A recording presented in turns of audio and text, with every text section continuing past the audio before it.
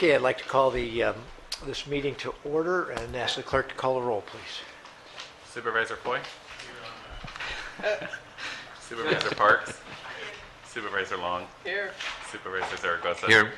And Supervisor Bennett? Here. Looks like Leroy's in. Whoa. Brian, would you lead us in the pledge, please? Rise, hand over heart. I pledge allegiance to the flag of the United States of America and to the republic for which it stands, one nation, under God, indivisible, with liberty and justice for all. We have the minutes of the meeting of April 15th that were passed out on Friday. We need a motion. It's been moved and seconded.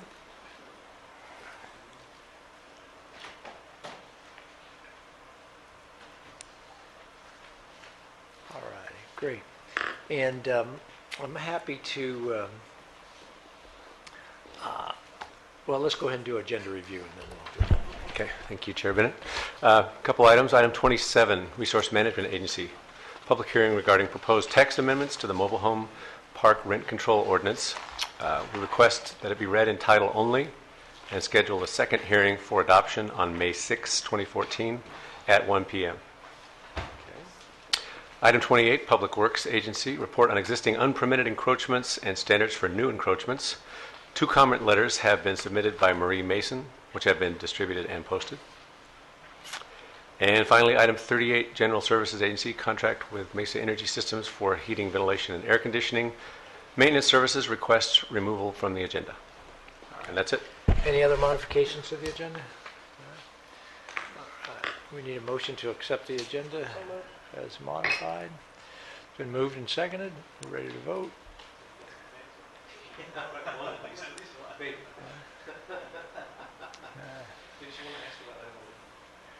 Okay, and we had the opportunity to celebrate Earth Day last weekend up in at Oak Grove School, I know, in our community, and this is our board meeting that is closest to Earth Day.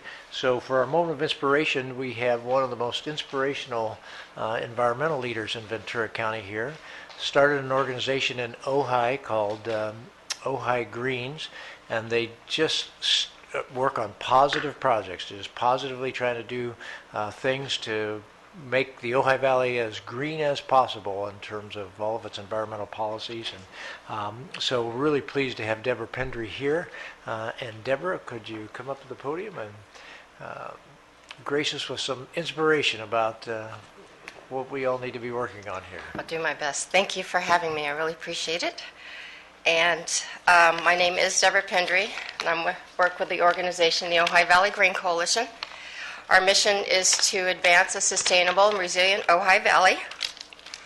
And for us to be able to do that, we need to change the culture and the consciousness of our community. And we do that through policy and individual and business behavior, and then everything in between too. But on Earth Day, I'd like to give my perspective on the broader realm of giving and the greater good.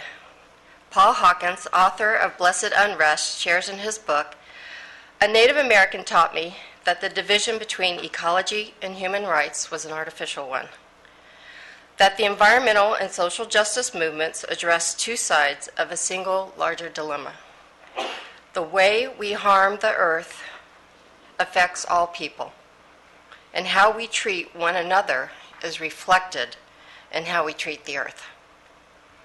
I believe there are over 1 and maybe even 2 million organizations working toward ecological sustainability and social justice." Then Mr. Hawkins poses the question, am I an optimist or a pessimist? If you look at the science that describes what is happening on the earth today and aren't pessimistic, you don't have the correct data. If you meet the people in this unnamed movement and aren't optimistic, you haven't got a heart. The emphasis here is on humanity's intention because humans are frail and imperfect. If citizens with survival burdens can rise above their everyday difficulties and act with a clear intent to confront exploitation and bring about restoration, then something powerful is afoot. And it is not just the poor, but people of all races and classes everywhere in the world. Evolution is optimism in action." End quote. You and I cannot comprehend all the decisions made and acted upon from a place of self-interest since recorded history, much less before that. But I would suggest we humans only have had to do one thing: follow one rule. And we would not have polluted air, fouled water, toxic food, human squalor by our own hand, and so on. It is so simple in theory, we would try to make it harder. What's the catch? There isn't one. We know this rule as the golden rule. And it is, do unto others as you would have them do unto you. Do unto others all life as you would have them do unto you. But we have not as a species through the eons of time taken that path, not even close, and here we are. With that, I would say, if it had not already been perfectly said by the poet Adrian Rich, my heart is moved by all I cannot save.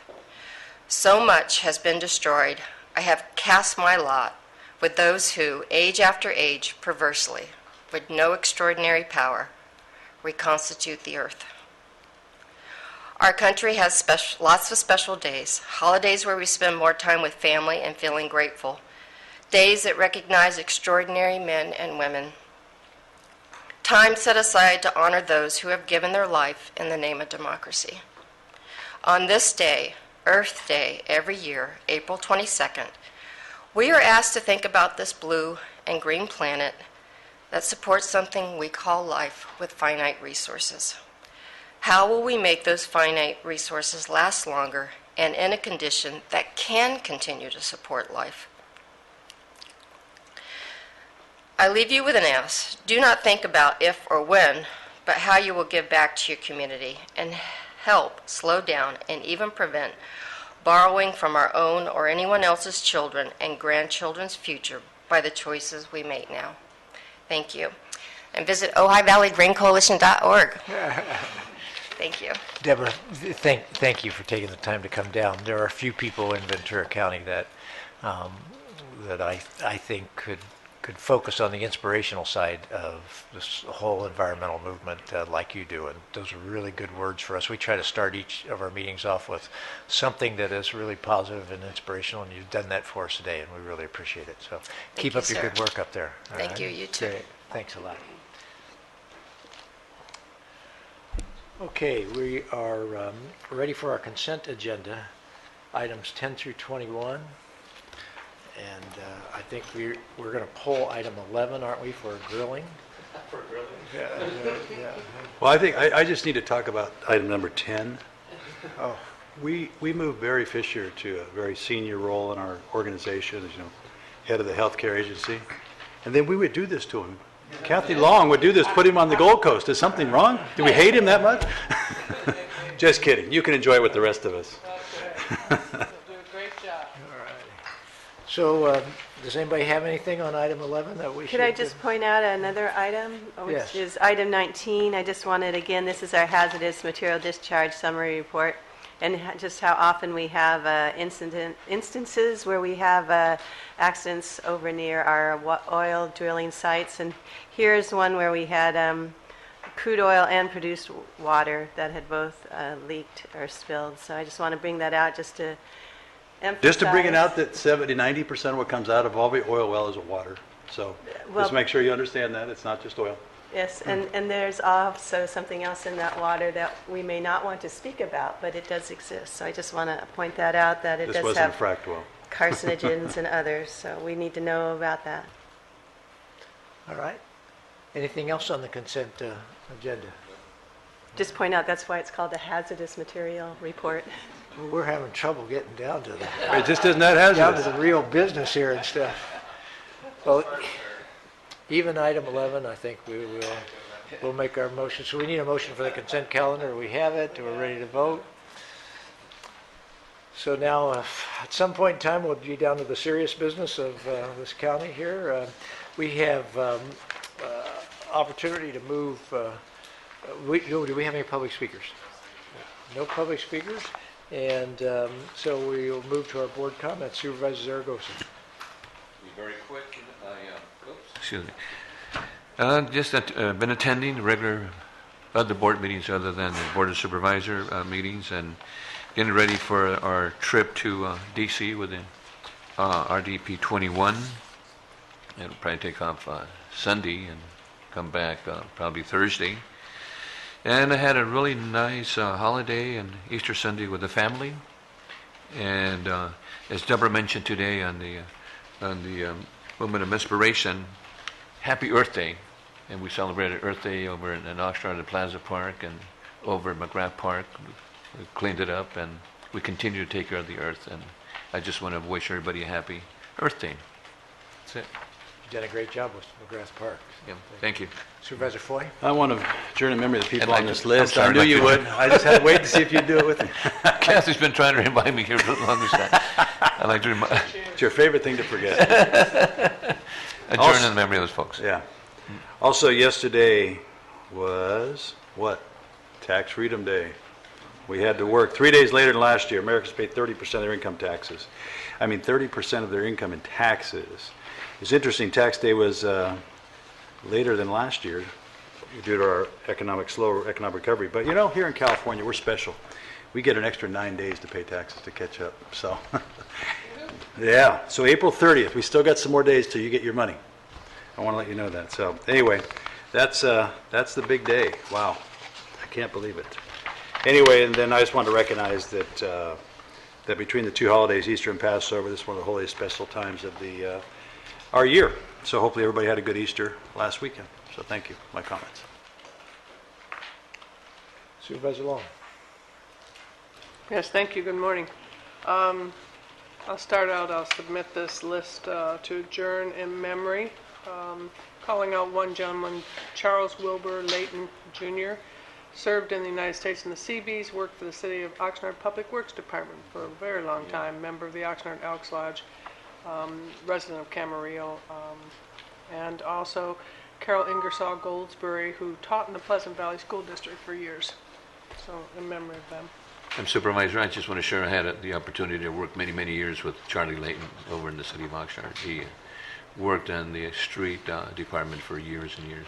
You know, and pretty good guy. Yeah, thank you. And as mentioned, Supervisor Zaragoza and I will be leaving Sunday to go to Washington, D.C. for a regular once-a-year visit to the military commands on RDP 21 to talk about how important the base is to us, and we'll be there until Thursday, I think. Thursday. Yeah. So at least the weather will be better. I had the opportunity to go, and I did represent to the judge, all of us, and congratulations to Judge Dino Innumerable at the enrobing last Friday, and it's always an interesting event. The enrobings, they have their own character, depending on who the judge is asked to come in to speak on their behalf, and in this case, the new judge came from the public defender's office, both Santa Barbara and here, and which it was great to see and meet his family, and exciting to have a new judge on the bench. We have one more vacancy on the bench, so we'll see if that is filled by the governor at some point. I want to mention that there's a small business expo. It's going to be May 19th. I just want to start talking about it now. It's at the Office of Education Conference Center in Camarillo on Adolfo Road. And EDC, VC, the SBA, a lot of folks are sponsoring it, and it is to have services and resources and vendors available for small businesses to look at how they can improve their bottom line. And lastly, we've all received the notice from the fire chief on the weed abatement notices that have gone out, and they go out to more than 15,000 weed abatement notices to properties, and they have until June 1st to clear within 100 feet from structures. And we know that this is a practice and a policy we've had in this county for years, and it's served us very well when it comes to having defensive measures for wildfires. And in conjunction with that, there's going to be a Wildfire Community Preparedness Day on May 3rd, Saturday. And it is, again, to provide the information to the public on ways they can protect their property and be prepared for wildfires. And more information on that can be acquired at wildfireprepday.org. And there are really some very good tips on how to do that to protect your property from wildfires. So 'tis the season. That's it. Supervisor Parks. I would ask that the board adjourn in memory of the individual on this list, and then bring a couple things to your attention. The Santa Rosa Valley Municipal Advisory Council, known as the MAC, sent a letter to the PUC regarding their position, and which reflects our Board of Supervisors' position on the Moore Park Newberry transmission line project.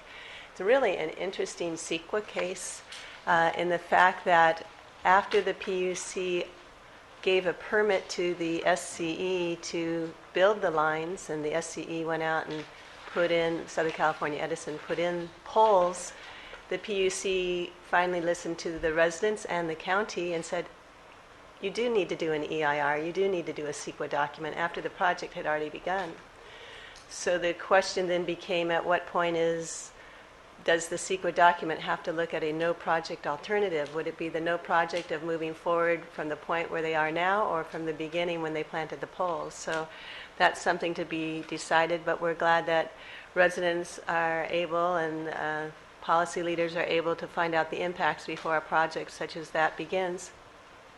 In putting up the poles, residents who own farmland had to remove a lot of trees. One property owner had to remove, I think she said, about 75 of their orchard trees. And so it is certainly an impact on farmland. So it'll be interesting to see how that ends up. I don't know of another case where you have two no project alternatives.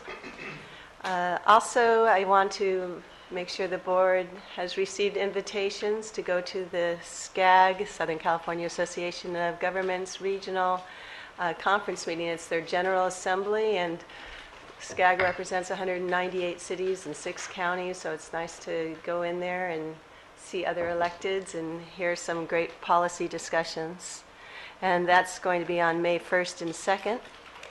And then on May 3rd is the NAMI Walk, and we have, look at the cute little t-shirt we have. Isn't that cute? This is for our youngest walker, who is a toddler and may be carried. But anyway, we have a great team and really appreciate the county's support for that. And there's still some time to sign up. You can go to my county web page there and sign up for the NAMI Walk to help support a great cause for the National Alliance for Mental Illness.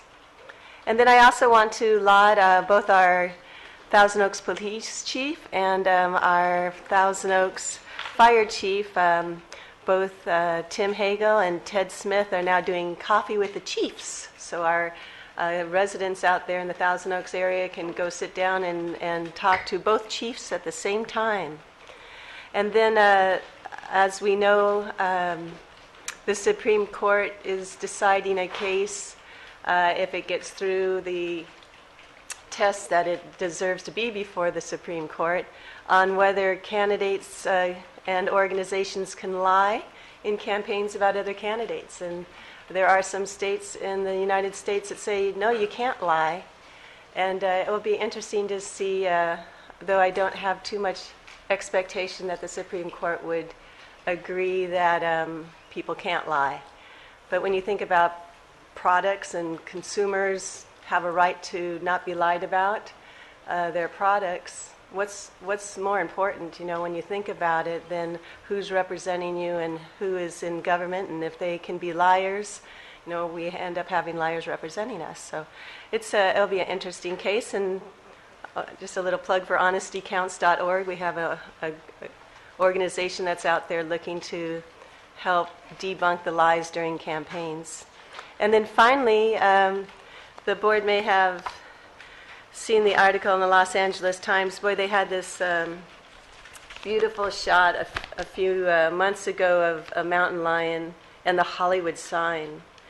And it was just iconic. They have really good tracking. He's a collared mountain lion. But the last time they caught a photo of it, it had just deteriorated significantly as a result of anticoagulant rodenticides. Mountain lions eat other little animals, and those animals often are poisoned with like rat poison and decon particularly. I'm happy to see that the Department of Pesticide Regulation of the State of California has made a ruling to ban these anticoagulant rodenticides from retail stores, and you have to be an applicator, a certified applicator before you can use this stuff, even though it'd be nice if no one used it. And I know the makers of Decon are suing, trying to stop that from being implemented in July. But I'm happy, I think back in 2005, our county has decided not to use it on our landscaping, our parks, our golf courses, and encouraging all our departments not to use it, and looking at new ways to avoid any use of it at all. So I just thought I'd bring that to your attention, and that concludes my comments. Oh, also with the BRAC and the RDP, Assemblymember Garrell has a forum on April 25th. That's on the Ventura County BRAC and realignment proposals. So I think that will be a healthy discussion. Thank you very much, board members. And a few comments. I'd like to adjourn in memory of the people on this list, and I'll call out one, Joan Farber, committed animal activist that wrote all of us oftentimes and really stood up for trying to move us along in terms of killing as few of animals as possible. So tough for the whole animal rights activist community to have lost Joan. Had an opportunity to attend the Solarize Ventura launch. We've done a Solarize Santa Barbara, Solarize Ojai, Solarize Ventura, and I think we're just going to move right on down the county, but it's an opportunity for 60 days for people to come and get discounts and approval for, and to get installation done by companies that have been vetted by this organization, so that you have confidence that you know you're getting a reliable and reputable person, and you're also getting a discounted installation on solarizing your homes and stuff. It works very successful in in Ojai, and it's just been kicked off in Ventura, and appreciate the press was there trying to get publicity on this, and we just really need to try to get the word out to people as much as possible. Was able to attend the forum, Children and Family Services, and Judy Weber was the presenter, talking particularly about the adjustments with the KDA case that's been out there, and the things that have had to be done. And as I mentioned, I was able to attend the Ojai Earth Day event up at Oak Grove School. It's the longest running Earth Day event in Ventura, and at the same time I was able to attend the organization that's doing the Solarize Ventura is the Environmental Council in Santa Barbara, and they launched the very first Earth Day 47 years ago, before it even became a national Earth Day 3 years after that. So they've held one every day, every year since then. The only other thing I'd like to point out is appreciate that we heard about the Tax Freedom Day. At the same time, I point out that with the new Obamacare insurance approach that is out there, a lot of people have signed up. The next step is to try to make sure we keep health insurance rates affordable. And we have a crisis in this country well before we started with the Affordable Care Act. We know insurance rates have been going up and up and up. We're not immune to that with this. It's probably one of the real Achilles heels of this. That is, it can just, if insurance rates keep rising. So there is a crisis out there, and I just want to call it to our attention. It's one of those things that we on the Board of Supervisors have to pay particular attention to as we're trying to make sure we take care of the health, welfare, and safety of all the people in Ventura County. So with that, we're done with our comments. Let's go ahead and go to our board agenda items, and our first one is the healthcare agency and behavioral health, and this is going to require a 4/5 vote. Good morning, Ms. Roy. Chairman Bennett, members of the board, Mr. Powers, Melanie Roy, Behavioral Health Department. Do we have to say Let's congratulations first? congratulate you Yeah, on your, Thank you. I think. promotion. Thank you. Career Item growth, 30 good. pardon? Career growth is always good. That's true. Thank you. Item 36 requests your approval for the Director of the Behavioral Health Department to sign an MOU with the Ventura County Office of Education, Special Education Local Plan Area. And the purpose of this MOU is to ensure payment for the educationally related services that we provide under contract with them to local schools. This would be the former 3632 or 26.5 program that returned the responsibility to education to provide these services. Used to be the responsibility of county mental health. So SELPA, most of the school districts are actually contracting with the Behavioral Health Department, which is actually, I think, a compliment to us because they could contract elsewhere, and they've chosen to contract with us, so this is an MOU between us.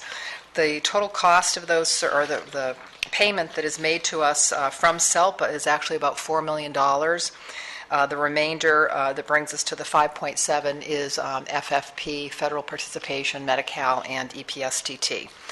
The other part of this recommendation is to approve one position for the Oxnard region to expand services. We have many referrals coming to us from schools. Caseloads have gotten really high, and per SELPA's request, they would like to fund the hiring of an additional therapist for the Oxnard region. And that's the proposal, item 36. And could you just fill us in? I mean, I know that when you go back and forth between organizations in terms of who's supposed to be responsible and all this stuff, how are relations with the school districts with regard to this? Is it acquiescence? Is it are they frustrated? Are they fairly cooperative? And how are things working? I think when the responsibility for the services first returned to schools, I think schools were concerned about that from a financial perspective. Locally, we've got, of course, the school districts. We have one SELPA here locally, and it was really, I think we had one of the smoother transitions that I'm aware of in the state. And I think that's testimony to the relationship that we've had with schools for many, many years providing these services. So they actually chose to contract with county mental health, which some school districts and other jurisdictions did not. We've had a really smooth relationship. We've tried to keep costs down collaboratively. We've got fewer kids in placement than I think we've ever had historically. And this is, I think, testimony to the really good cooperation we have between the school districts and the county mental health department. From your perception, are the schools getting adequate reimbursement from the state for the program? My understanding is yes. I think you'd have to talk to schools to hear what their opinion is. Their partnership with us allows us to draw down EPSDT and federal Medi-Cal, so that really, that's an assistance to them.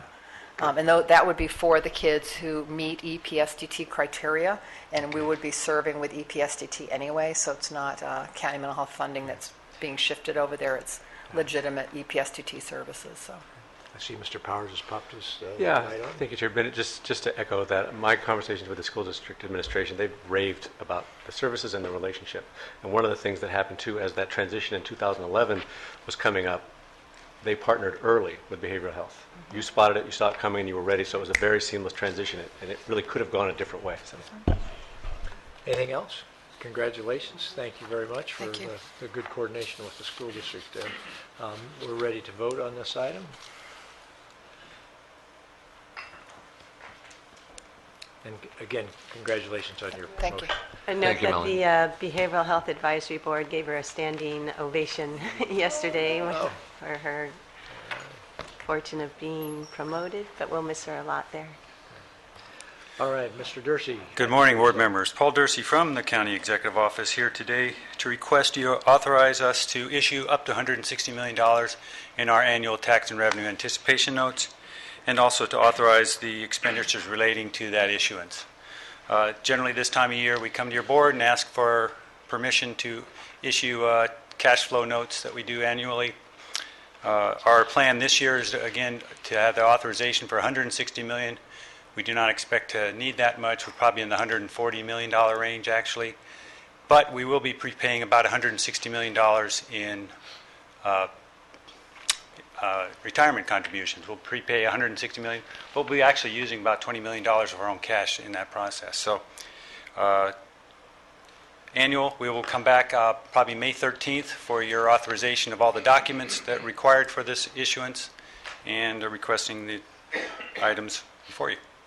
Any questions? I'd be more than happy to try to answer them. Been a good program for us, hasn't it? It's a very good program. A number of years ago, first started, we actually needed the cash for the annual cash flow, and actually at that time our cash was very low, and Moody's had made notes that we actually had negative cash, and we did at that time. Now we are in a situation where we're really borrowing to make the prepayment to the retirement system. So it's actually working out pretty well. If it wasn't for that prepayment, our borrowing needs would be very, very low. And Paul, what is the, as you say, advantage? We put that in, what do we get for that? We get a discount from the retirement system of about 3.75%. And if we're paying 20.2%, 20 basis points, we get quite a bit of arbitrage in that regard. So what does that save us by doing that? Say about $5 million. So otherwise, we'd be spending an additional $5 million because our ability to, what this board has done in your office and CEO's office done, that we can do that and save the taxpayer about $5 million. Actually, what happens is that the retirement system charges us about $5 million less. So we do actually That's what I mean. So either way, exactly. It's savings no matter what. So Exactly. I think it's great that we're in a position we can do that. And even from a general standpoint, if we borrow $150 million, $160 million, and we borrow it at 0.2%, and our Treasury earns 0.4%, we can make a little bit of arbitrage in that regard also. But that's not why we're borrowing. We're borrowing really to make the retirement prepayment and get the discount from the retirement system. Okay, we ready for a motion? It's been moved and seconded. We're ready to vote. Thank you, Mr. Dursey. Thank you. Keep up the good work on that. All right, the GS General Services Agency. 38. Oh, I'm sorry. Public Works. Yeah, 39. There we go. Good morning, Chair Bennett, Supervisors, Mr. Powers. For the record, I'm Dave Fleisch with the Public Works Agency Transportation Department. The item before you this morning is to present the East County Transit Alliance Implementation Plan goals. Yeah, there we go. There we go. I wanted to wait for Brian to catch up. Usually he's waiting for us to catch up. In September of last year, your board approved the Memorandum of Understanding between the 5 agencies that are in the East County Transit Alliance. Part of that are the goals that are represented in this letter, and a commitment through that MOU to come back to you on an annual basis and present an implementation plan and any budgetary items that are associated for our specific agency. What you have before you this morning is that implementation plan that's been put together through the management committee, which is essentially my counterpart, or the public works director from the 5 agencies. And we've worked pretty hard to try to get this together. The focus is in the goals that you see there is primarily on coordinating seamless service, and the first focus that we have is really on the ADA service throughout the East County, trying to get a consistent and single operator in that area is what we're working the first thing on. Stand by to answer your questions. I just do want to compliment the organization for putting this together. When VCTC was looking at trying to get a single provider for the entire county, the bus operators came in with their proposal, which wasn't a unified service for the county, but it also didn't have the good focus that this MOU has and this plan has, which is on the transit rider. And I really appreciate that. And when I look at the goals that are outlined on this, I find them to be, very focused on the transit rider, though I would encourage, and it's up to the management committee to decide whether they want to include it, a goal to try to increase the number of transit riders. And I think that goes along with all the goals of the county in terms of trying to reduce greenhouse gas emissions and helping people who are transit dependent and all that. So that just seems like a pretty natural goal to have. With that recommendation, go ahead and approve the agenda item. Are you proposing to add that? Just that it be brought to the group for their consideration.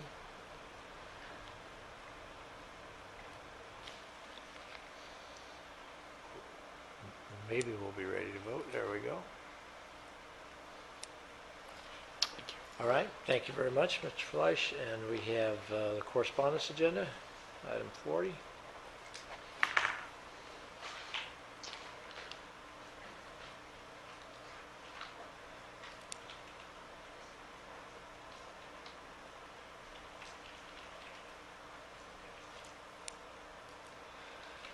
All right, we have a significant amount of time, so we can go into closed session, and we have a number of closed session legal items.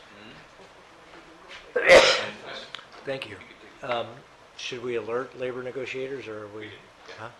We may be. Okay, great. All right, good. All right. So we'll head into closed session, and just another one of those very efficient days here.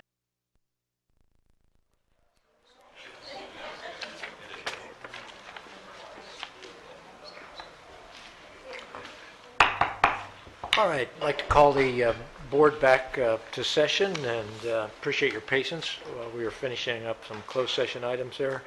This is our 10 o'clock time certain item, and it's a presentation of resolution proclaiming the week of April 20th through 26th as Oral Head and Neck Cancer Awareness Week in Ventura County, and May 2nd as Oral Head and Neck Cancer Awareness Day in Ventura County. And we have Marcy Mofid. All right, why don't you come on up to the podium, Marcy, and Denise Mercado.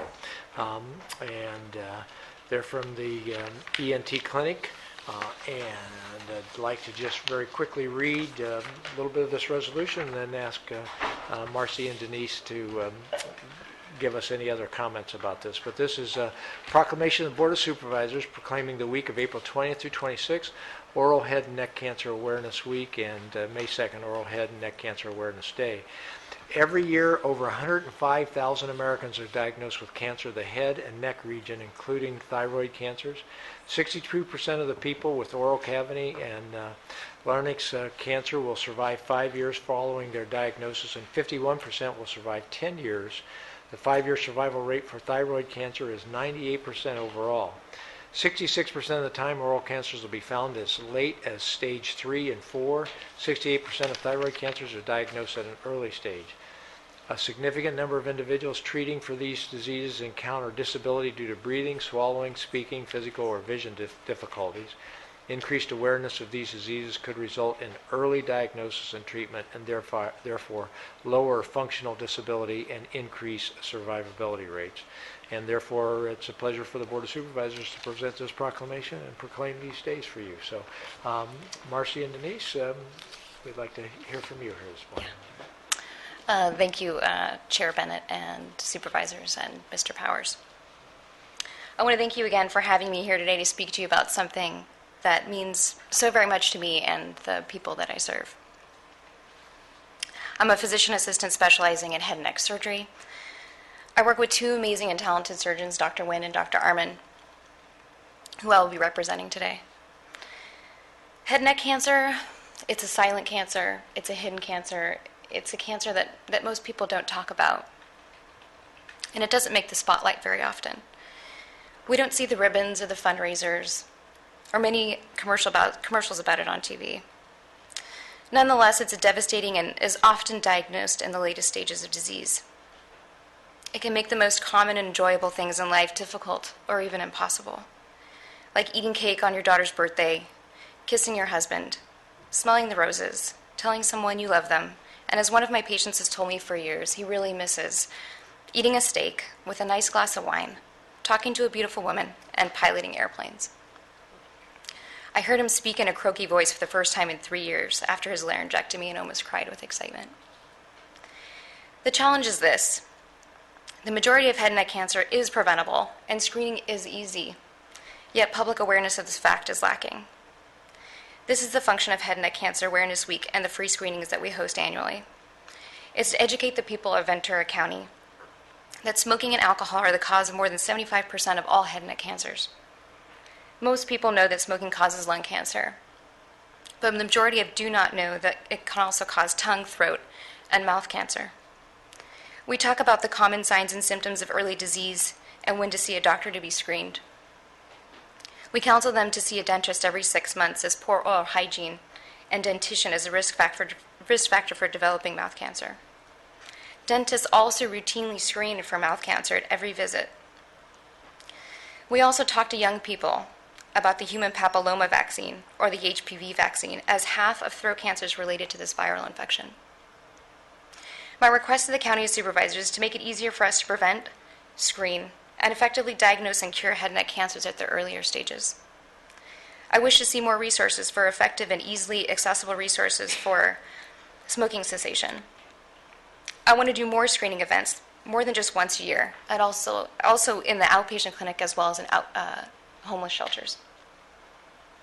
Most of all, I wish to see quality, affordable, and accessible primary care and dentistry for all people, and mostly those in the lower economic strata. The poor, marginalized, and underserved are those who are disproportionately diagnosed with head and neck cancer. And lastly, promotion and accessibility of the HPV vaccine to all young people. I'm grateful and honored to talk to you all today about what matters in the lives of my patients and their struggles with their face with cancer, the struggles they face with cancer. More importantly, I'm happy to see your interest in the many more things we can do to prevent, screen, and educate the public about this disease. Thank you again for your dedication to the health and well-being of the residents of Ventura County. Thank you.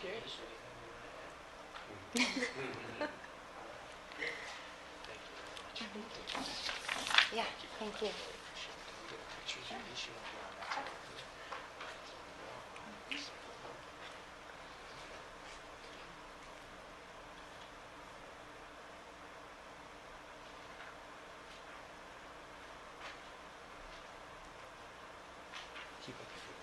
Thanks. Thank you. Thank you.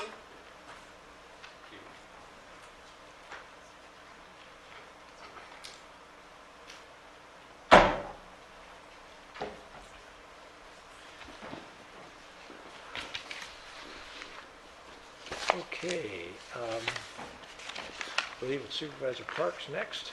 Supervisor Parks.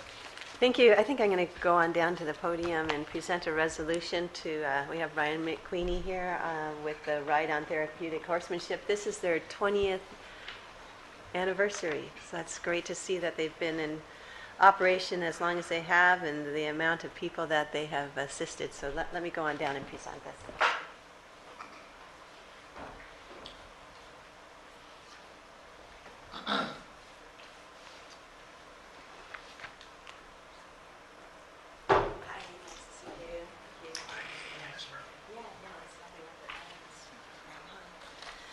This is a resolution on behalf of the Board of Supervisors recognizing Ride on Therapeutic Horsemanship on their celebrating of the 20th anniversary of operation. It says, whereas Ride on Therapeutic Horsemanship teaches adaptive horseback riding to children and adults with physical and cognitive disabilities, specializing in hippotherapy, which emphasizes the beneficial effect of horses' movement on patients to improve specific medical conditions.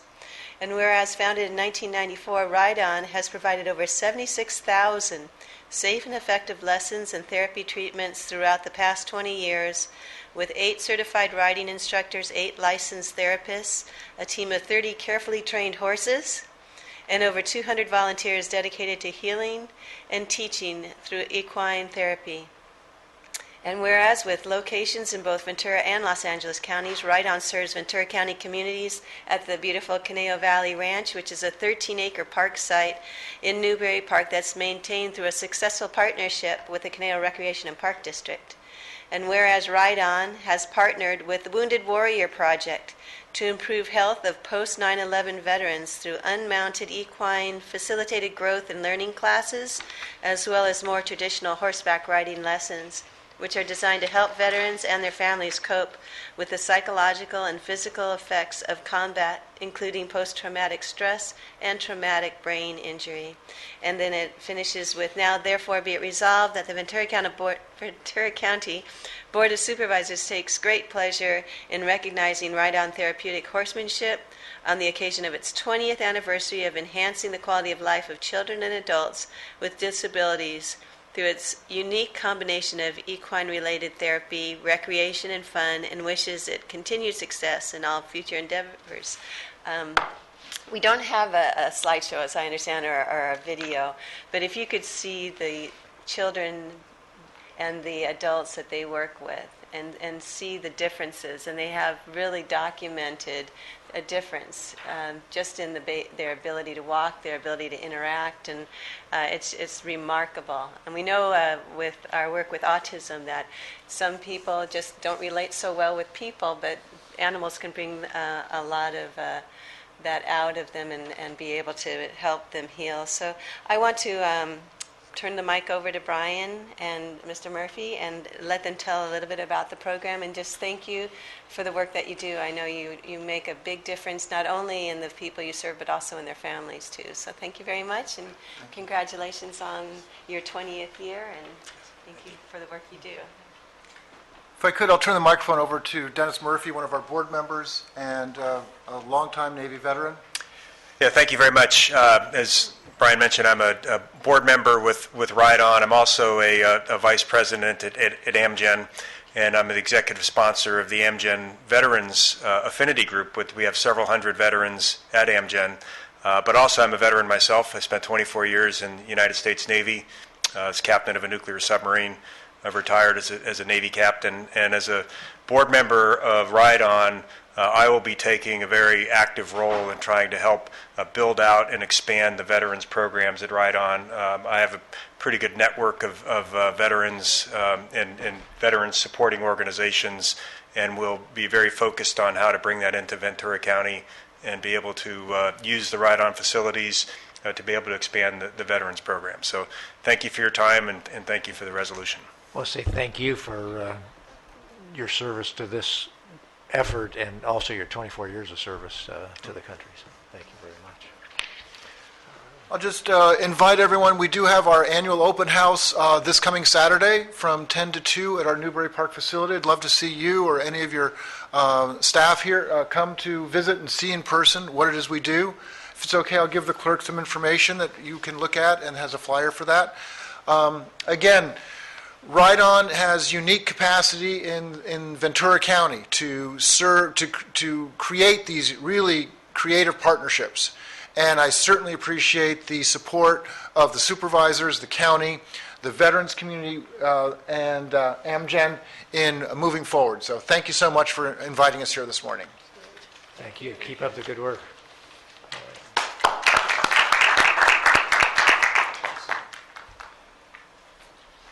Okay, we now have item 24, our treasurer tax collector.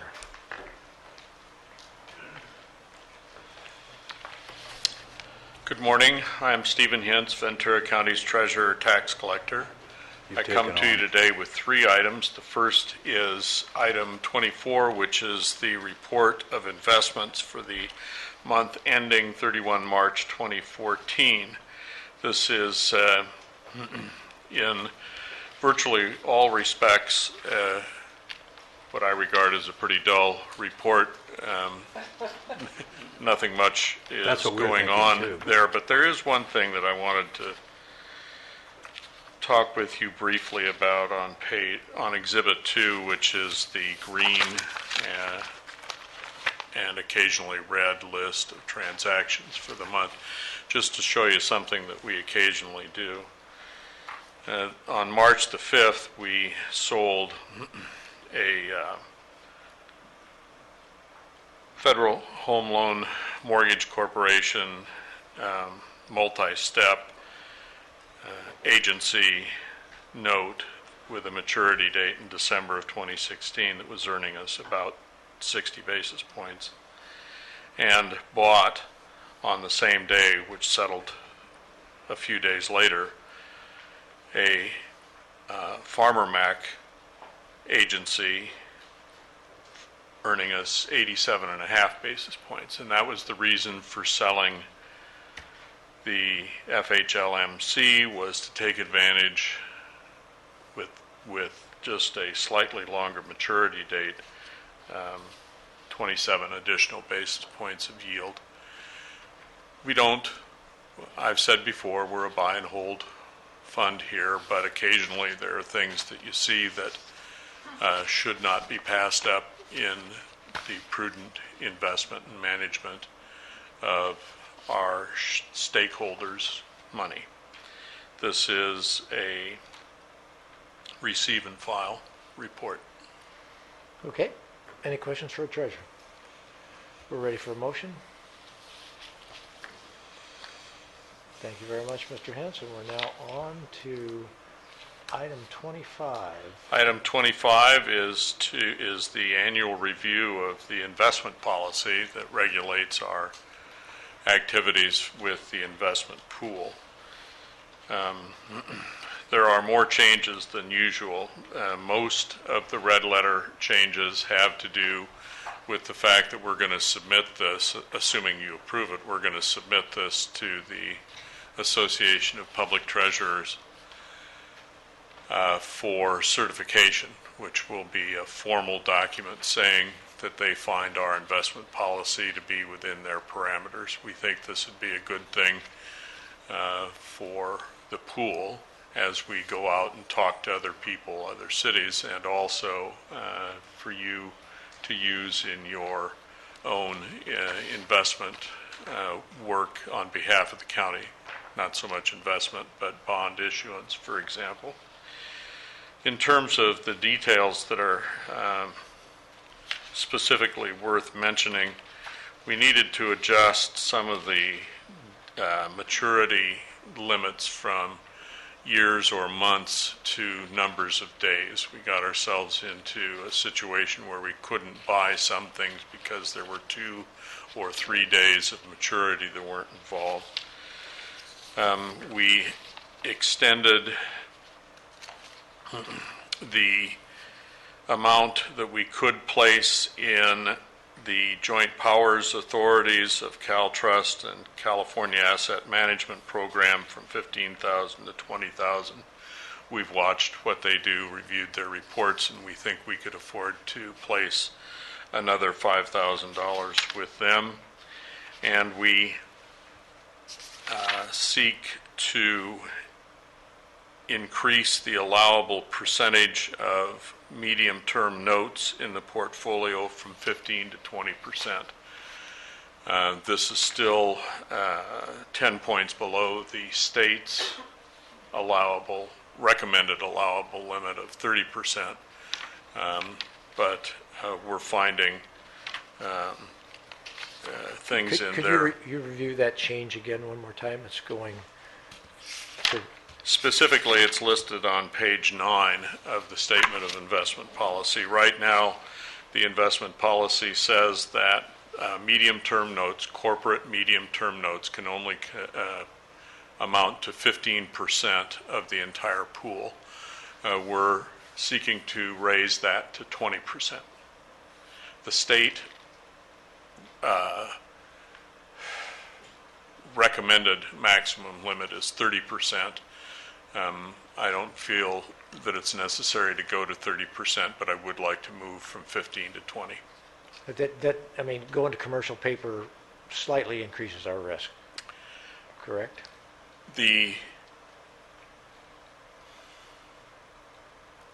Yes, because the medium-term notes could be as long as 2 years. And commercial paper would be... Commercial paper is 270 days maximum. Yankee CDs are 6 months maximum. Those are all... Actually, I think that the corporate medium-term notes are less risky than commercial paper, but that's one reason that we have a lower limit on commercial paper. I'm not disagreeing with you, I'm just trying to call out what That's- our policy We, implications are here. Okay, all right, thank you. and let's That's see, fine. it seemed to me that there was one other thing. We also, I handed up for you to see in this, the official report from Standard & Poor's reaffirming our pool's rating certification at AAAF and S1+, which is, and I can't ever be unhappy saying this at every meeting, the best rating that Standard & Poor's gives to municipal funds like ours. So we are always asked about that when the county is getting ready to issue its revenue anticipation notes and also the hospital bonds that were funded recently.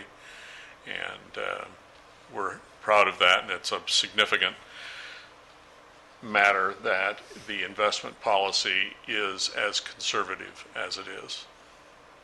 This is not a receive and file. This is an approve and adopt. I appreciate the definitions that you included in the glossary at the end also. Mrs. Lee. Great, thank you. All right, board members, any other questions or comments? We're ready for a motion. It's been moved and seconded. We're ready to vote.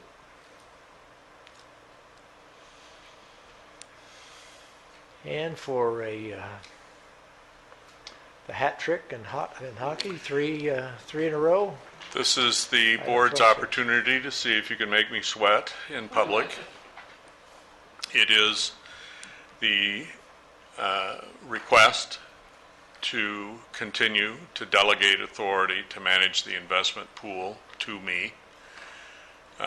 This request was recommended by the Treasury Oversight Committee at its most recent meeting earlier this month. And of course, I think there are about 100 good reasons and hardly any bad reasons why you should continue to do this. But in any event, it requires a adoption of a resolution. All right, we're ready for a motion on this. I don't know, I think they could do this in the CEO's office fine, don't you? Maybe we could save a little money if we could.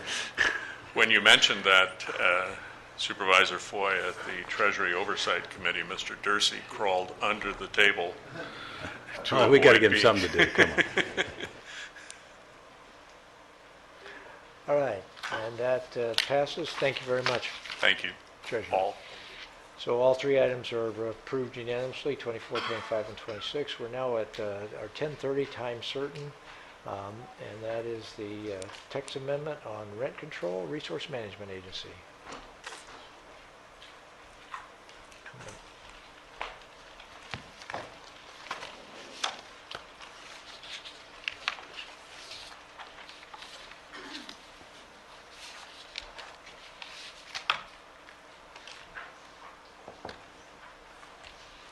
Good morning. Good morning.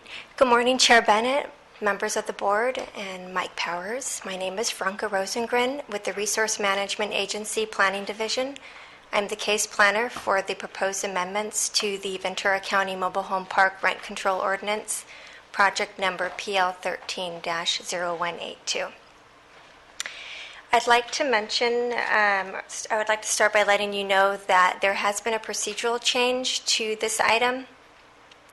After a thorough review by the County Council, they've determined that rather than hold this hearing as the second reading of the ordinance, it will actually be the first reading of the ordinance amendments. And the new recommendations for today's first reading is in the errata memo that has been distributed to you.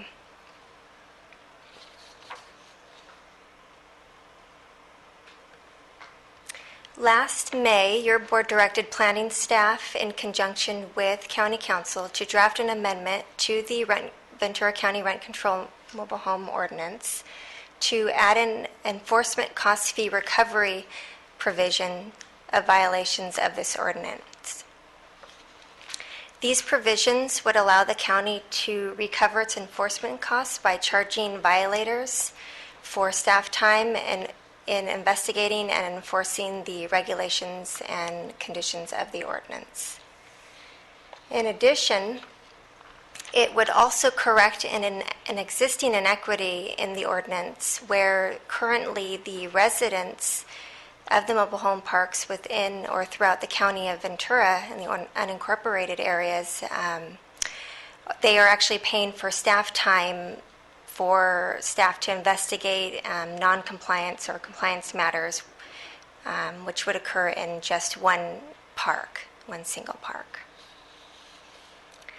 And during the process of drafting this amendment, planning staff determined that there were minor typographical and clerical edits that needed to be made in order to make the ordinance more clear and consistent. These proposed edits do not change or affect any existing policies and are strictly meant to clarify. The third item is the proposed codification of the ordinance into the Ventura County Code. Again, while we were drafting up this amendment, we realized that the ordinance had not been codified, and therefore staff is proposing the codification of this ordinance into the Ventura County Code as Division 8, Chapter 10. The current ordinance addresses violations of some of the ordinance requirements, such as in sections that discuss civil remedies and penalties. However, it does not include language that is commonly stated or commonly seen in other ordinances regulating land use that states that violators will be responsible for all costs incurred by the county in enforcing the terms and conditions of the ordinance. This proposed amendment would apply to 25 of the mobile home parks in the unincorporated area.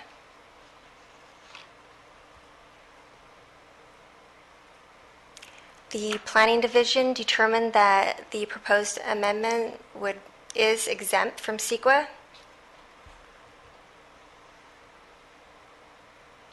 And the planning staff and the Mobile Home Park Rent Review Board recommends your board take the recommended actions that are outlined in the errata memorandum dated April 22nd, 2014. And if you have any questions, I'm available, as well as planning management. Thank you. This is a rhetorical question, but it seems that, does staff think that this would actually increase the incentive for people to not violate the ordinance, because they'll have not only the correction that they'll have to take, but they'll also have increased costs that they're going to have to incur if they do violate the ordinance? Well, over the last 10 years, there's only been 2 instances where we've had some non-compliance issues. So most of the time, the park owners follow the regulations of the ordinance, and maybe some park owners that may feel that they can get away with some non-compliance issues maybe will now look at this and say, oh no, I better start following Good. the Board members, ordinance. any other questions for the public speaker? What were some of the issues that really came up? I'm just curious. The non-compliance issues? Yeah. They were, I'll reference one park in particular where there were overgrown trees that were over the actual mobile home, causing risk to health and damage to the mobile home itself. Dilapidated fences, septic system issues, electrical issues. So just normal building and safety type things that say you'd have anywhere, right? Yes. That's what you're talking about.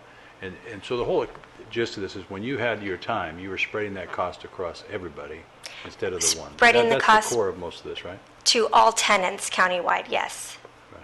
Okay. Because it was brought before the Rent Review Board by the tenants. The tenants of that particular park were petitioning the board for a reduction in rent to be comparable with the lack of significant housing services that they had previously. So whenever the tenants bring forward this service reduction, it's called, then all tenants countywide share in that fee. Does that make sense? It's an interesting deal. Yeah, okay. Anything else? And we're trying to correct that through this enforcement cost recovery provision. We have one public speaker, Merle Pittman.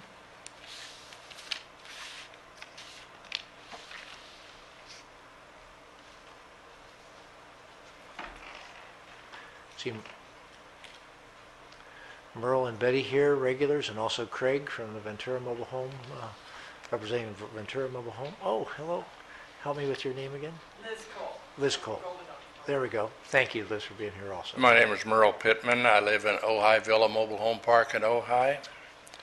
To start off with, I would like to say that Ventura County ordinance, seemingly to me and all the state, is the best ordinance that we've seen for mobile home parks. And thanks to Steve Bennett and this board has made it that way.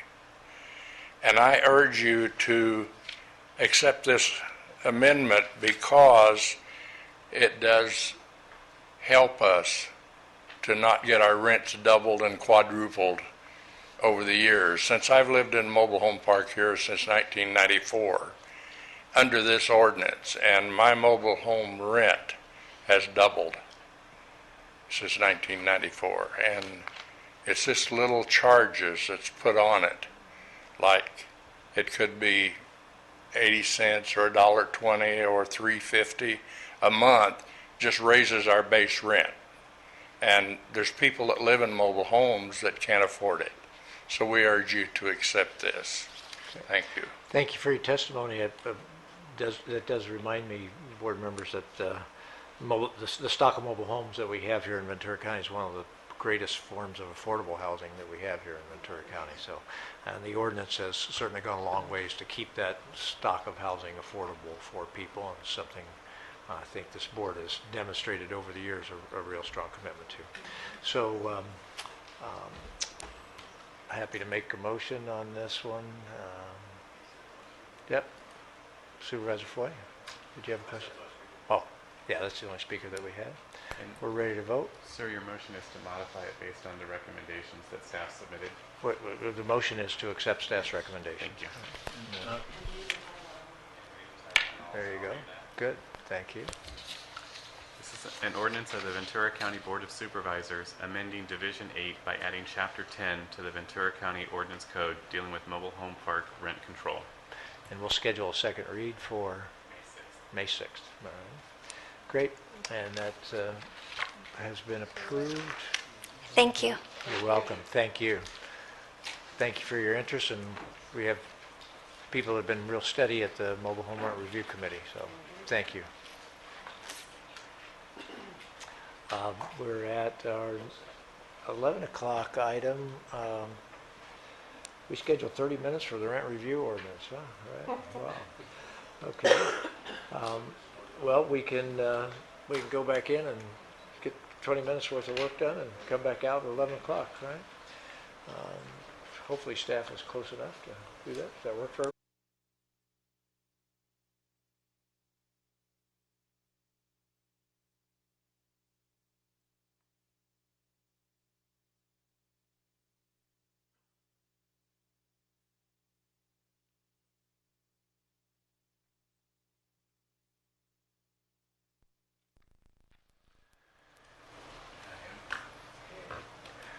I'd like to call the board back into session, and we're at item 28, our 11 o'clock time certain item.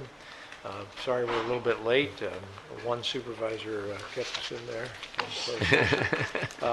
But Supervisor Zaragoza actually has a few comments that he'd like to make before we turn it over to Mr. Thank you, Mr. Chair, and also to the board members. For many times, we receive many concerns about speeders over at Silver Strand, encounters with vehicles and pedestrians, and in some cases we had many concerns about encroachments that were in the right-of-way of, or restricted a safe place to get out of the way when a vehicle and a pedestrian were encountered or confronted. There were many unpermitted encroachments that caused many problems in Silver Strand. So, and not only with vehicles and also with the pedestrians, but also many times where an individual come into the county to ask for a permit, and the permit was denied. They would say, "Well, why am I being denied when my neighbor's already done it?" And so we had a lot of those issues there at Silver Strand regarding permits and regarding encroachments. And again, as we all know, the Silver Strand is not unique, and with encroachment problems, this has been happening for year after year after year throughout the county. So Dave Flesh in the Transportation Department asked me if we would set up a town hall meeting over at Silver Strand to share some of those concerns with the individuals, with stakeholders. And of course, we agreed, my staff and I and his staff, and we set up a town hall meeting there at Silver Strand to share the safety concerns and the liability concerns, not only for the county but also for the residents regarding the encroachment issues. So we set up a meeting with this. We had 100 plus residents show up initially. And initially, they were very skeptical. They were thinking that we were there to ask for more money, to what is the county doing, trying to, bring this up to probably add additional funds to the county coffers. But we mentioned at the time there was a liability issue and a safety issue that we were concerned about. So we had a presentation that we wanted to make to them and how we could resolve that. As a result of that, we had many individuals come out and say, why, how come, and so forth. How are we going to do it? So we ended up setting up a committee out of the stakeholders. And this committee met with Dave and my staff, and they came out with some very good recommendations, that really helped us probably resolve maybe 80-90% of the encroachment issues that were brought up. And we had quite a few committee members participate initially. Then we ended up with maybe one or two at the end of the whole period of meetings that we had. So finally, we ended up with some standards that they were happy with, and then Dave would like to present those standards at this time. So we had a final meeting with them, and by the time we presented those standards for the encroachments, we probably had 100 some people there, and by the time maybe 30 minutes into the presentation, we ended up maybe with 20, 30 people, and they were all, satisfied with what we had brought up and what we were proposing. So then I can let Dave take it over from here. Dave, if I missed anything, Dave, or maybe was not specific enough, maybe you can help us with that.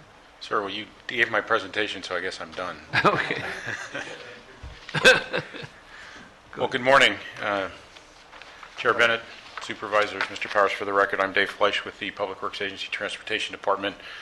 Supervisor Zaragoza gave a very detailed and nice introduction to what I'm doing, which will let me go through a lot of these slides fairly quickly. Okay. What we're looking at today is some issues with relation to unpermitted encroachments in the road right-of-way.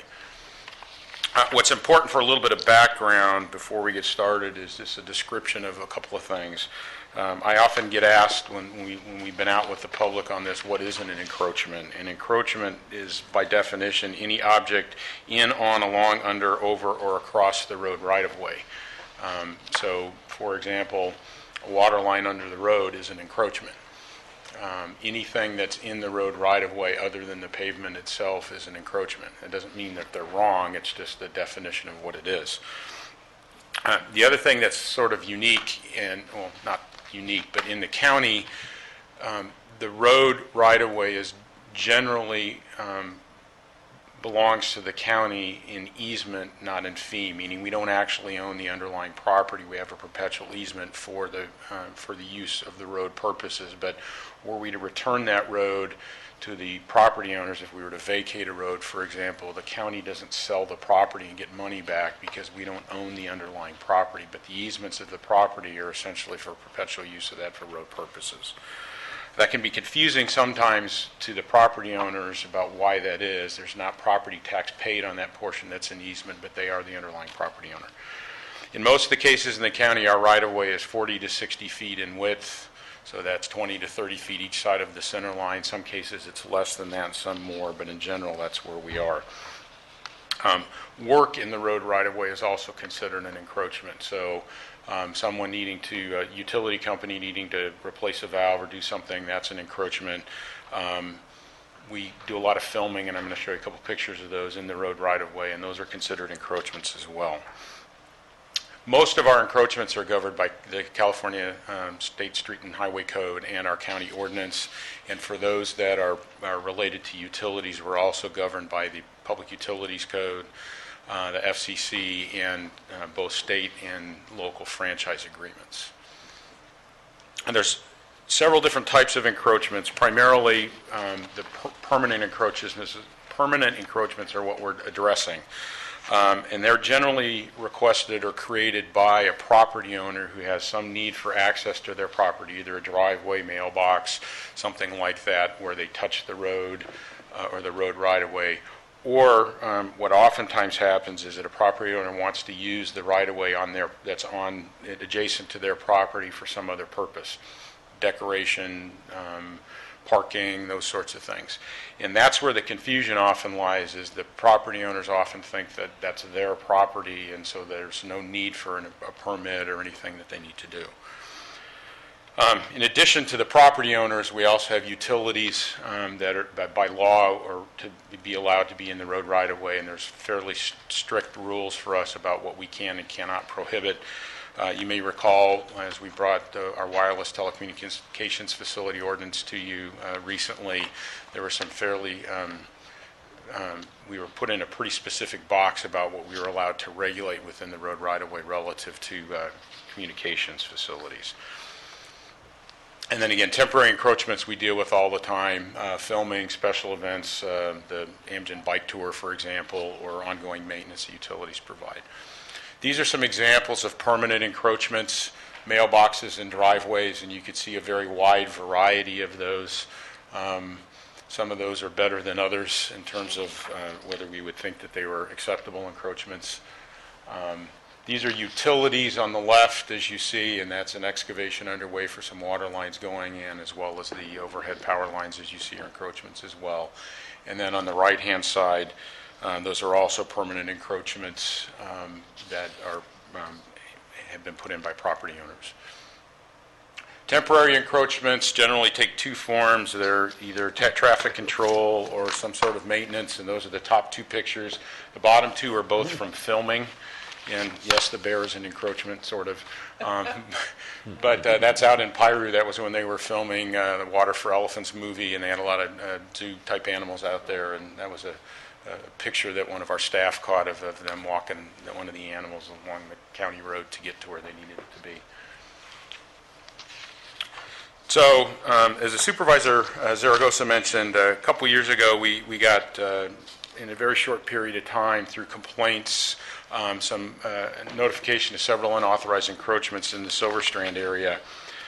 And as we went to look at those, we got exactly as the supervisor said, well, how come you're picking on me, my neighbor? And so we started looking at that, and we did a detailed review in the area to determine how things were. We also went back and looked at what our past enforcement practices were and what our ordinance said to try to determine why we got to where we were and what was there. As a result of that study, there's about 1,100 properties in the Silver Strand area. We found that 62% of those properties had encroachments in the right-of-way, and 92% of those, or 90% of those properties, or about 54% of the total properties, they were within 5 feet of the back curb, so fairly close to the road. And many of those were within 1 to 2 feet of the curb. Now, initially, we looked at anything that was an encroachment, and that's how we defined those. What we also found was a very small number of those, less than 5% of the encroachments that we found had actually been permitted, where the person had come and gotten a permit. So we were in the 12 to 15 range of those that had actually come and gotten permits. So once we identified that magnitude, and the supervisors were very kind about how we got to this, we came to him and said, my gosh, we have a big problem, and we would like to look at this in this area and explore it. And I'd really like to thank the supervisor and his staff for your boldness in letting us work through this. It was a pretty contentious issue, as you can imagine, with the citizenry. And throughout the whole process, the supervisor's focus was always on safety of the public and access, and we had to do the right thing in terms of getting out and figuring out what we were doing. So I really appreciate Safety and liability was extremely important. So through that process, also I'd like to thank Bill and Stan, I think both of whom were here, because they sat through all the meetings with us, with the committees and with the town hall, and took as much to heart of all the things that were being said as we did, and we had several discussions in between all of those. So as the supervisor mentioned, we had a town hall meeting in November 2012. Over 120 property owners were there, and we got a lot of comments ranging from, it's my property, leave me alone, to there's a safety problem, please take a look at it, and pretty much everything in between. As a result of that meeting, the citizens requested that we have a committee to allow them to provide input to us about what their thoughts were. We got 17 people initially who were willing to be on the committee.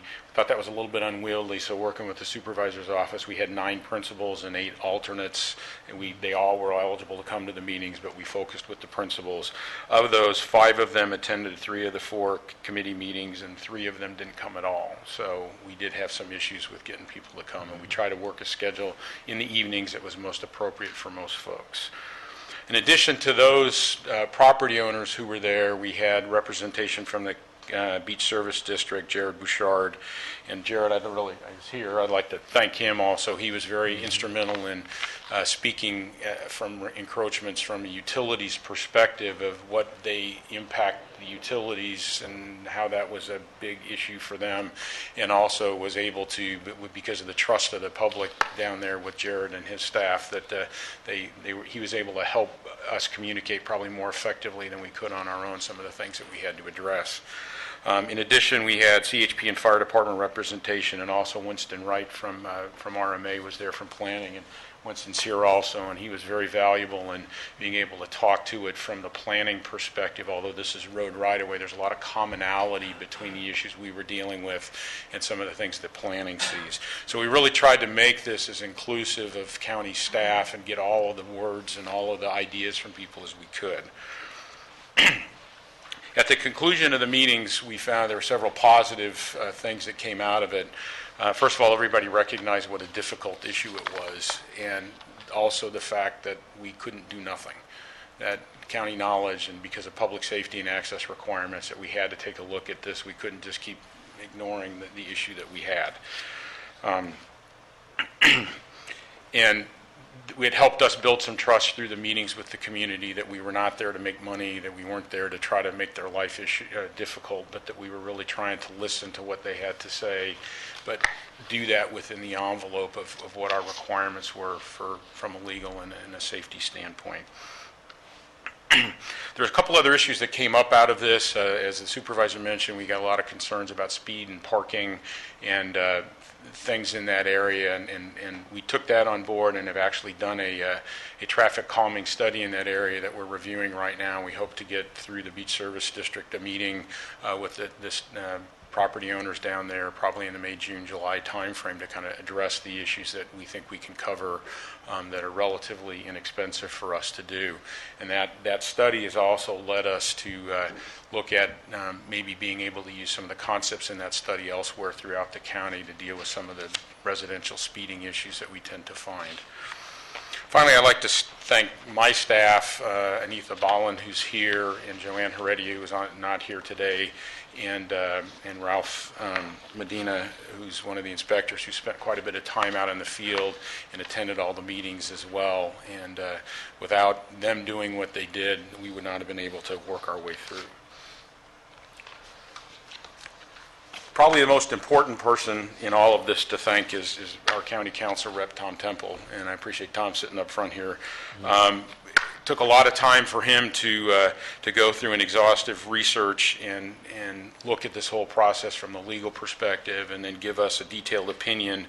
And then we also brought something down to a one-page or so that we could provide the public that was distilled information, and you have that as an attachment to the board letter.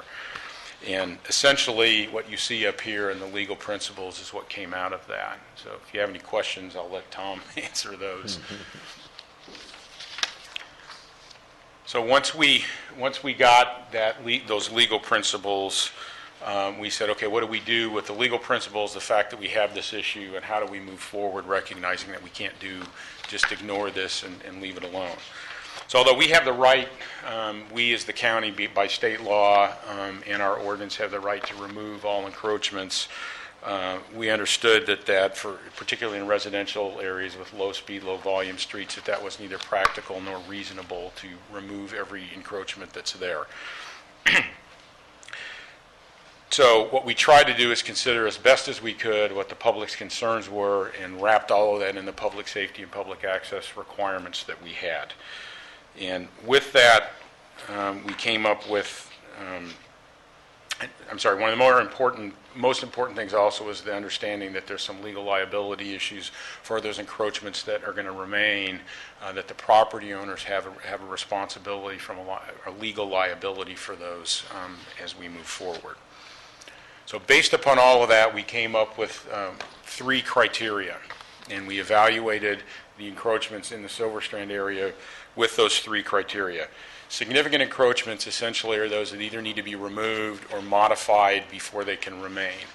And of the 600 and some odd encroachments we found in the Silver Strand area, less than 5% of them, so in the 20 to 25 range, were actually significant encroachments.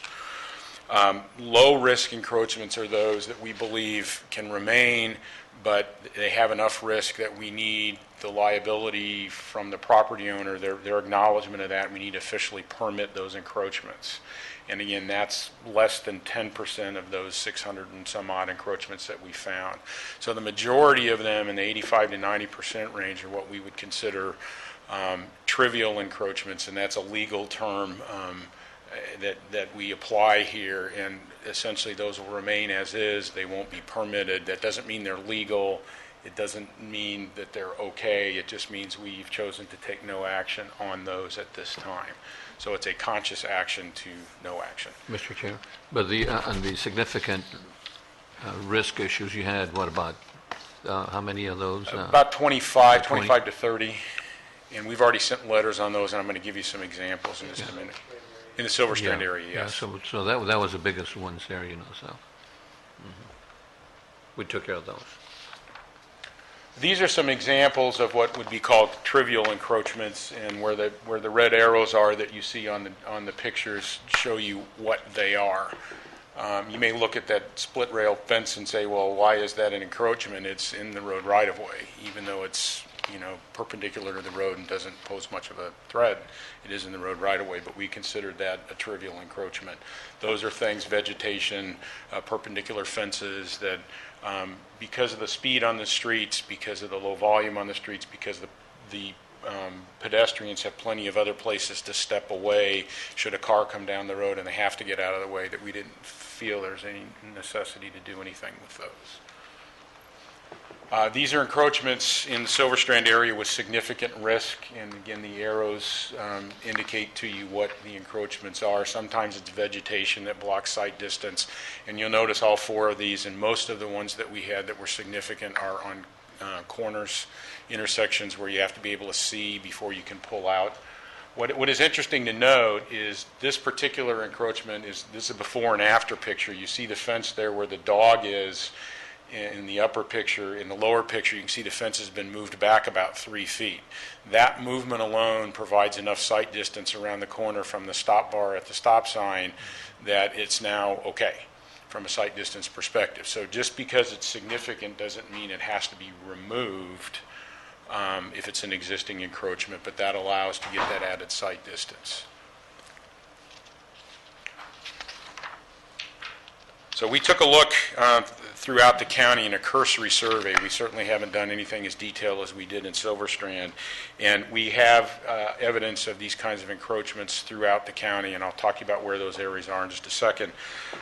Typically, they are in areas where we don't have curb, gutter, and sidewalk, where the road edge stops and then it's somebody's property. The curb, gutter, and sidewalk have a tendency to push the encroachments back out of the safety zone. They're often in places where we have fairly wide easements for the road, and where we don't maintain anything other than the road itself. There's not a shoulder that we maintain per se. And over the past couple decades, our enforcement has been inconsistent. Some places better than others. There's a lot of reasons for that. Things happen. We have 550 miles of road in the county, 3 inspectors. Oftentimes, it's a while before they're in an area, and by the time they get out there, something's in place and may have been there 2 to 3 years, and it's like, well, okay, we just didn't do anything, or they came back and asked, and somebody pushed back, and so we just didn't enforce as detailed as we possibly should. And finally, and this is probably the most significant piece, is the understanding that property owners have, or lack of understanding they have, about what is the road right-of-way and what easement is on their property. And I can tell you, from being a property owner, I don't know that I could tell you today exactly where that line on my property is, but being in the city with the curb, gutter, and sidewalk, it's a little less critical than in the areas where we don't. The areas that we see this predominantly are the ones that you see up here on this list. That's certainly not an all-inclusive, but those are the areas where it's most acute.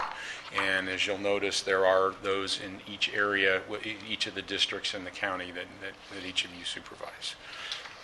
These are just some examples from each of the districts: sidewalks, fences, and these are not all significant, or they're just examples of encroachments that run pretty much the gamut.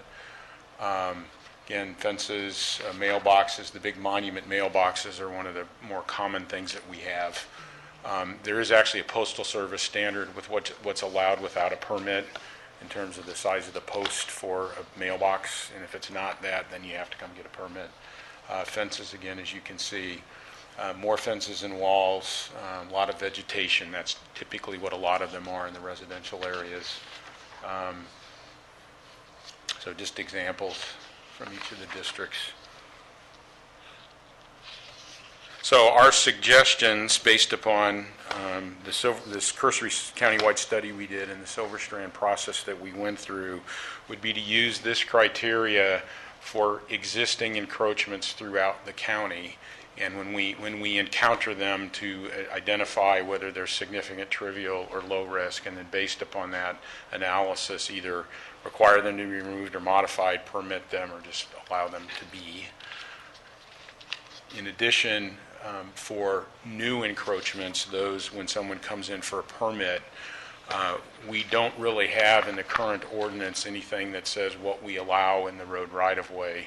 It's just come in and apply for a permit. So we feel like we should give some guidance for new encroachments, and primarily keeping things out of that 5 feet from the back of curb, and then trying to be as consistent as we can with what the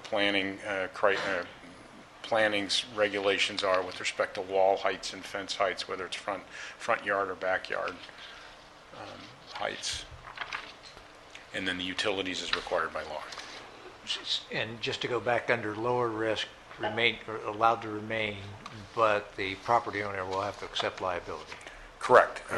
The process we would propose to do that is we mail them a permit. So instead of them having to come in and pay a fee, we would mail them a permit, say sign this and send it back, and if you do, you're good.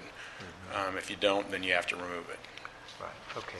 And the other thing along the lines, I mean, I appreciate your point that one of the big things is, property owner knowledge. I mean, I think most of us probably, you learn this after the fact almost all the time. Does it make any sense to have a document like this, what the policy is for the people who know this, as part of every real estate transaction, or something that everybody gets every time property is exchanged? There's sort of a reminder. It allows people to know what they're getting into and also know what the rules are. I'm not trying to make that part of our motion today. But I think it's an important issue because, and I think we might have probably mentioned it with Tom, That should probably be part of the disclosure elements in a real estate contract, you know, and we kind of talked a little bit about that, but not that much. But I think it's important that they know. But if we could examine and see what the possibilities are of that, you know, or just keep people from saying, I didn't know. It's a good opportunity. We've looked at a couple other things, maybe to have a whole thing on these disclosure things that That's right. are out there. I know I find in my area a lot of the stuff people deal with when they get, oh, I didn't ever do that. Nobody Right. told me. It looked like it was all part of the house or the property.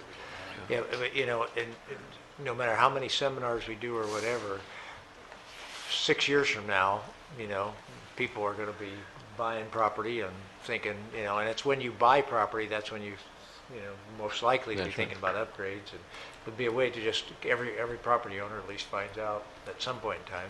But, not that with all the things you have to sign at the thing that people would actually read it, but if it was big enough and obvious enough, you know. We can certainly look into that, and I think at a minimum, based upon your board's guidance, we have some citizen brochures that we routinely hand out that are up on our website, and we'll definitely make sure we have those available as well. Great. Supervisors Long and Parks, and it looks like somebody else's light's on. I can't tell who. Just in thinking about your suggestion of taking a look at doing it in disclosure documents, take a look at it to see how easily that might be accomplished without a lot of actual visual inspection and looking at property lines, and you know, if it can be done easy enough either through a broad encroachment language of however that would be my concern, how to do that. But the other is with the, I believe in our conversation with encroachments will be allowed to remain as is in lower risk, or will take no action at this time with the trivial, unless, of course, we're doing something in the area. Let's say, you know, there's a major road work being done, then we would notify the property owner and try to get their cooperation to correct the encroachment issue. Right? Correct, absolutely, and that's a good point. We always retain the right in any encroachment, even if it's permitted in the right-of-way. Should we need that right-of-way for some purpose, we can ask for them to be moved, altered, removed as necessary, or we can remove it if we need to. But yes, we would absolutely do that. I just wanted to add one more thing to, under the, David, under the significant risk, lower risk, and trivial. When we first had our first meeting, we told the folks we have, I can't remember, 600, 600, right. 600 some encroachment issues, and everybody went ballistic. Oh my goodness, this is terrible. When we finally ended up with the numbers, we ended up with that, 26 significant, and I can't remember how many lower risk, and then trivial were the majority. Yes, that's correct. And people were really happy about that when they saw that there was a mailbox or maybe something protruding out into the easement. And once we did that, you know, it was really a lot more understanding that we did have an encroachment issue and a possible liability issue and so forth, but that lower risk and trivial risk really helped us tremendously. And we want to thank the committee that helped us out too, coming out with those suggestions and you know, how to rate them. Supervisor Parks? I want to thank Supervisor Zaragoza for letting us use his district as a guinea pig in putting this together, and also the residents out there that work together very diligently to see that we can get something that has some potential. And I'm looking at, certainly, I think everyone can agree, if you have significant risks that's jeopardizing the public safety, that encroachment needs to be fixed. That's our primary job, right? When I look at the lower risk ones, I just wonder, we would have the residents sign something saying that they will take that risk. Does that do it for the county, or can we still get sued? Well, all encroachment permits, the permittee is required to hold the county harmless for for injuries that result from the encroachment. So that's a standard part that's required. And so that's what a resident would agree to, is to hold the county harmless. So with the lower risk one, encroachments will be allowed to remain as is. How does that work? Do residents sign a paper and they also pay a fee? Is that what you're saying, an encroachment fee? I just No, thought it was they sign a paper. At this point, what we would propose to do for existing encroachments as we find those, initially the Silver Strand, and depending upon what we do elsewhere, is we will mail them a permit, actually 2 copies of a permit, ask them to sign and keep one, return one for us at no fee to them. I see. And then that permit would remain on file, just like any other encroachment permit, but that would legitimize that encroachment, but also provide the liability coverage that we need. And you feel confident with that? I would just think we have identified it as basically an encroachment that's not allowed, but we are allowing it. And it just seems to me we've acknowledged something, that if an accident happens there, we've already acknowledged that we knew it in advance, that would put us in potentially greater liability. But as I understand, the belief is that if they sign this, they accept it, and the county is off the hook. Yes, well, the entire premise of the lower risk category is that this is such a low risk that given the hold harmless agreement that the property owner would enter into, that will essentially remove, not all, because you never remove all risk, but remove the overwhelming majority of any risk to the county. So it's entirely dependent on an assessment of the nature of the risk that we're asking the homeowner to undertake, and whether or not the county is ultimately completely relieved. And identifying it as a lower risk probably will also help in the matter of us not encouraging, it would not cause a major accident, for example, if we see it as a low risk. Hopefully that's the case. It may also encourage people, if they're going to sign this, to prefer not to sign it and fix it, right? So it's no longer a low-risk encroachment. It won't be an encroachment at all. It may encourage that.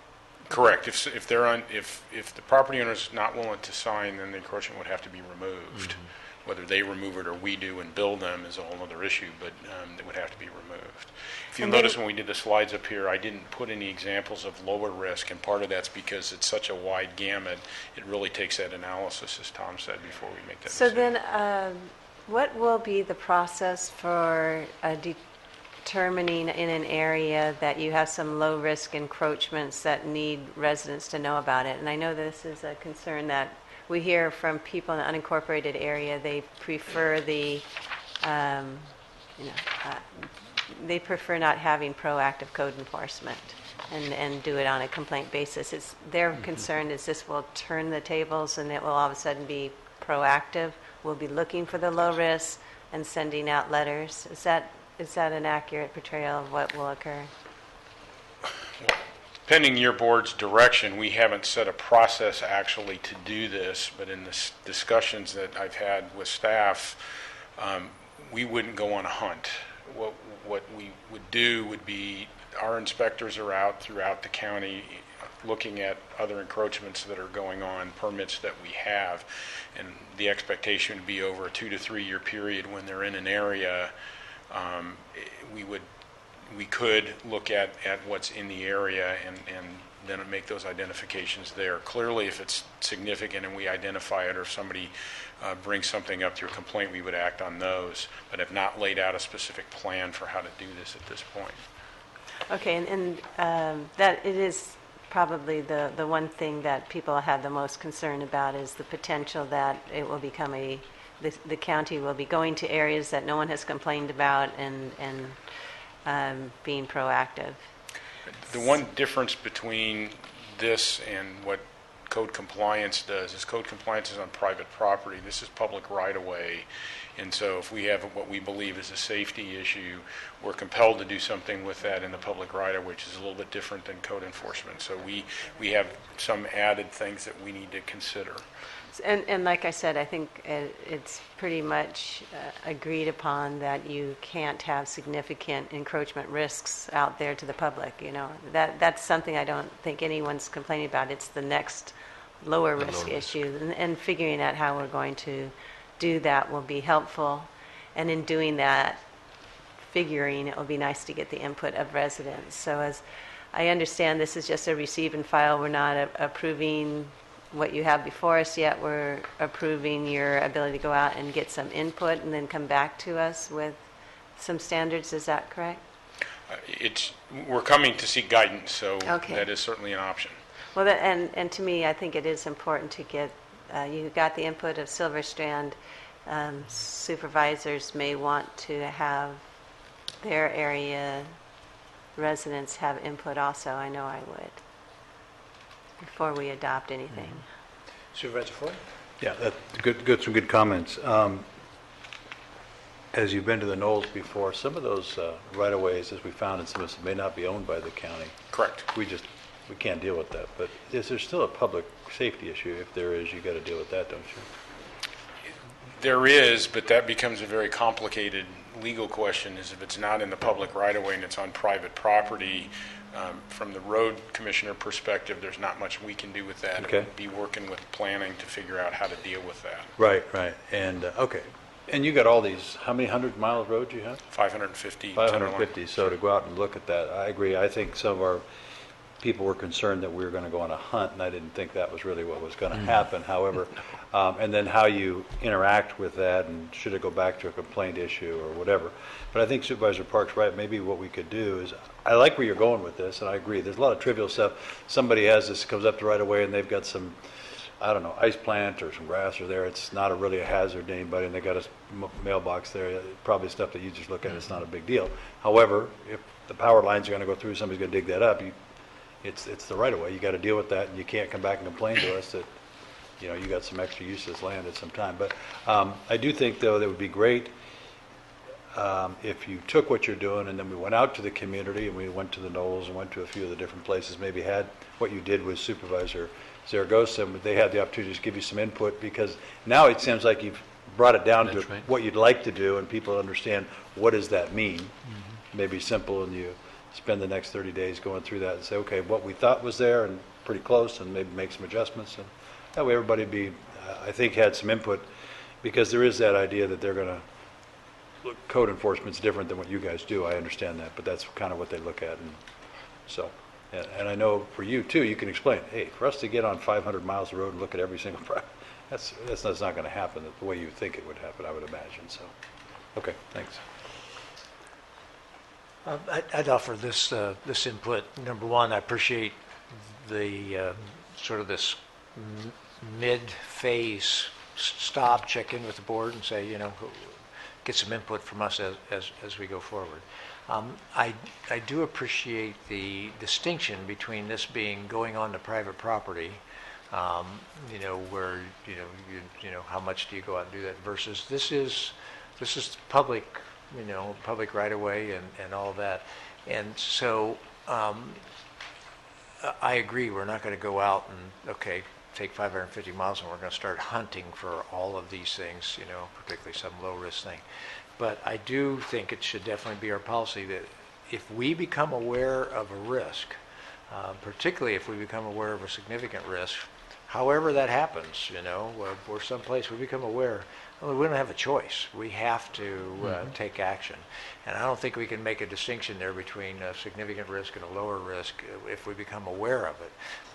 That's different, but I do think if supervisors ask, and I think building in some time before we actually make these changes, building in some time to go where supervisors want to talk, and the conversation in Supervisor Zaragoza's office was good for public policy, and I think it'll just get better with public policy as you have that additional input. But I want to make a distinction there. I mean, certainly we're going to have some residents. Obviously, you get residents on both sides. Some residents say, "Hey, that's a problem and it should be removed." And you have other residents that are going to say, "You know, we don't want all this stuff removed." Unlike some other situations that would be completely complaint-driven, staff doesn't have the option of just turning a blind eye once they see that. And I see county council shaking their head. So it's a fine distinction, but I want to make sure that that's covered out there. Mr. Chair, one of the things that was significant, and because the significant risk, once we mentioned what significant risk was compared to lower and trivial, everybody understood. Like the fence, for example, is a good example of that, Looks like Supervisor Parks is I like. just wanted clarification on something you said. You said if we see lower risk, clearly we need to do something about that. And I don't think that's what they're suggesting, other than sending a letter saying whose responsibility it is. That is That's doing what you- something. Yeah, that's okay. it. The only doing something about it Okay. is That's what to you meant. get somebody to Okay. to sign off. I just wanted to sign. clarify Yeah, that. Thank you. That's right. No, it's not to pull it out. Right. Okay. All right. Any other clarification? Any clarification, if you have any questions or anything, you got what you need? Mr. Chairman, From the board? Oh, I Supervisor just Ford, want I think. I'm sorry, Did you have something you want? Oh, okay. I just want to thank Jeff Pratt and Dave's office, and his staff for the excellent work they did, and also to the residents of Silver Strand, to allow us to go out there and share with them, the. Oh, I'm sorry. We still have a speaker here, too. Oh, do we? I'm sorry, before we go. So before we sign off on this, Jared Bouchard. And I was just going to thank Jared, too, for. Yeah. I was going to thank you, Jared, so. So your chance for input here as we're in the mid-phase of the process. Well, thank you, Chair Bennett and members of the board. I think it's kind of interesting when you're in public service, right? We know we're doing a good job when your room's empty, right? And that everybody's happy. When this room's full, we know we've got some issues to work through. And indeed, as they described the issue down in our community, and Silver Strand keeps getting mentioned, I just want to clarify, it's the beach communities collectively that were dealt with this, the 3 separate subdivisions, although Silver Strand was the focus area that started out. I wanted to thank Supervisor Zaragoza's office, his staff, Dave and his staff. When we started in on this, Dave being an ex-military guy, walked in with his shoulders tall, and I thought they were going to tar and feather him by the time he walked out of that room at the first meeting. And then we got through the committee process, and at the end of the day, the county staff promoted trust with that community. They always feel the community, when the county comes down, they don't have that direct connection, which is where our district office kind of sits in there, and they have that direct connection. And your staff and the supervisor's office did a fantastic job of building that trust through that process. And, I do not envy the job that's in front of them. Your guys, it's not like cities where you have subdivisions, and we always have this pretty neat little 5-foot sidewalk and a neat little 5-foot parkway that encompasses that right-of-way. The county area is all over the map, and each one of these subdivisions are unique. And so originally our community felt like they were being picked on, and we tried to say, hey, look, this is an opportunity for us to develop something that's specific to our unique community. And so I can appreciate what the other supervisors are saying, is your different districts may have very unique needs to be addressed in here, and that's a very difficult challenge for your staff to try and develop a county-wide policy that addresses all the unique areas within the county. And so there may need to be some of that unique policy building, or my thought is that perhaps it doesn't become so prescriptive in nature that you allow the staff to have some subjective review of each of these things and those specific areas, and let the communities dictate what they want their community to look like, providing you're not putting the county out at sufficient risk. And I think they've addressed that with your risk components in here. So we really appreciate that coming forward. From the utility standpoint, the notice to those customers of the low-risk ones is key to us. We've been in individual property disputes where somebody's encroached with one of these the pictures that he's showing, and that's right away. That's where our utilities are laid. And when we have to go in and excavate, sometimes there's additional risk to my staff and having to excavate under a small parapet wall, footings, whatever those are. The property owner then says, hey, you've got this responsibility to put back my wall. And no, you improved the public right-of-way. That's at your risk. So that notice to those folks is key for all of us that work within that area, and I would encourage you to support that and support your staff in getting that disclosure out there. I think with Supervisor Bennett, who mentioned that disclosure on each of the real estate transactions, your council did a fantastic job of addressing a lot of our concerns, or the community's concerns, and I would point you to number 4 of the highway codes that specifically says that those are not transferable. among folks. So that may be an issue in the fact that encroachment permit's issued to one person, and when the property changes hands, I don't know how you exactly deal with that issue, because they're non-transferable. A couple of things I just wanted to mention really quickly that kind of came in my thoughts as I heard some of the questions. One of the things that I kept mentioning and trying to keep the county staff alive as we got through this in these meetings was, look, you've got to have a starting point here, folks. You improved property that wasn't yours to begin with to do something with it, and you need to understand that and recognize it. The counter response that came from the community was, well, took them 30 years of non-enforcement to get us to this point. Why are we going to correct it tomorrow? Okay. I don't think that's a fair statement, because I think Supervisor Parks hit it on the head, that we've enjoyed, or the community's enjoyed, being able to kind of craft its own destiny by only responding to complaint-driven type violations. So they've enjoyed that, and to make that argument to me didn't make a whole lot of sense. But with that being said, I would encourage you, whatever that comes out of this, that it is well documented. Our community went through this wrestling match back in the 80s when we did road improvements. And I've got binders upon binders of the public meetings that led up to how that community addressed the encroachments and what would be allowed, not allowed, the size of the roads, and to make sure that we're documenting that so that your staff doesn't have to go through this again in 20 years when we're all disappeared, hopefully retired, or not here anymore, that documentation's there for them to reflect back on and know how we got there. So thank you. Thank you very much, and it's not real often that we have somebody genuinely come down and say, what your staff's just done has really increased trust in government, and so compliments to Mr. Fleisch, and thank you for taking the time to say that. And Mr. Chair, I was, just wanted to thank Jared too and the Challiness District, because they did help us a lot, and Tom and my staff, and especially the committee members that stepped up, from the crowd and actually helped us out, with craft out this the standards that we came up with. I have two more pieces of input now. One, hearing that about the fact that that these encroachments do not transfer may give us another reason why it should be part of any kind of disclosure. That's right. So basically, you've got a low 3-foot wall there that they say isn't a safety risk, but you want to keep your wall, you really have to get another permit, so that might work.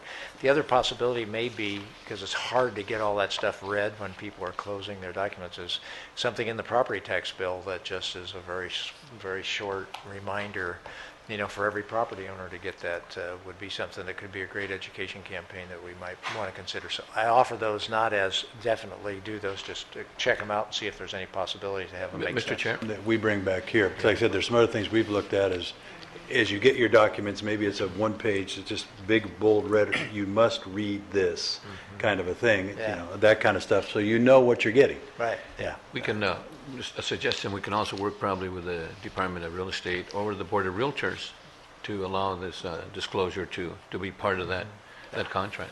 And that way we don't have people going, well, I bought it because it was so beautiful this way, and realize, okay, now you've made the decision to say, I'll still buy it, but I know what I could have. And particularly if they find out all they have to do is sign another piece of paper that says you can still keep that wall, you just have to become the encroachment owner of record, on that particular thing. All right, great. Okay, anything else? Thank you, We need Dave. a motion to receive and file, and So we moved. have passed on to staff. And if they sell their house, the document that they sign saying they'll be responsible for it would then have to be passed on to the new owner, right? That's part of the covenants. Possible Let me, to Steve, before you go on, you came for some direction. Yes. Did you walk out with what you think you need, or? Partly, but I did have a Oh, couple yeah, of 'cause I did questions, ask if I staff to do- may. Got all the comments about needing to go out and reach out to the community. We could certainly schedule to do that.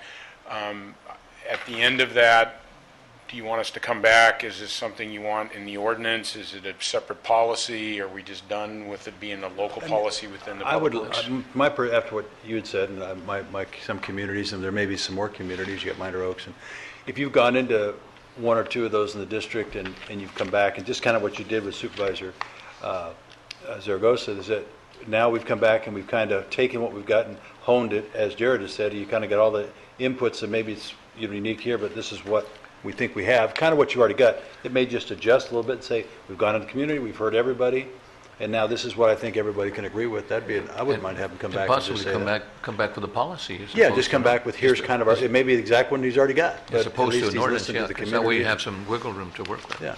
Yeah, if you're willing to come get tar and feathered in my district, we've got an area for you too. It would be my pleasure. You walk in that way, but then you come out of here, all right? Yeah.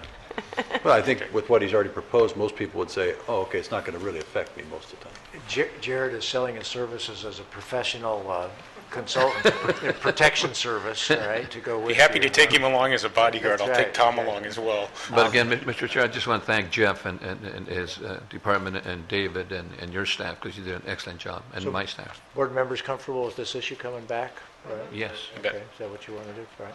All right, yeah, quite frankly, I was going, if there's not any significant change, I don't know, but in my own mind, it has to come back. But I'm fine with it coming back. All right, good, okay, so we're ready to vote with that. Good discussion, board members, right?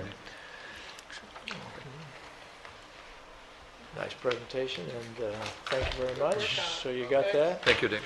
And now we're going to go into closed session. Do we have any announcements coming out of closed session? Mr. Chair, there will be no announcements today. So we will adjourn from closed session with no announcements out of closed session. Thanks a lot.